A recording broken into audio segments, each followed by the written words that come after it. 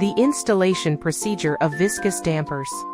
First, determine the installation positions of embedded parts according to the drawings, and embed the embedded parts into the interior of the cantilever wall. After ensuring that both the upper and lower, embedded parts are horizontal, spot welding them firmly with the on-site main reinforcement. Second, after hoisting and positioning the lower joint plate, installing it on the embedded parts, fixing it by spot welding, and firmly connect the viscous damper to the lower joint plate with a pin shaft. Third, using a jack to lift the right end of the viscous damper to the horizontal position, firmly connect the viscous damper to the upper joint plate with a pin shaft, and fix the upper joint plate by spot welding. Fourth, then welding the upper and lower joint plates firmly.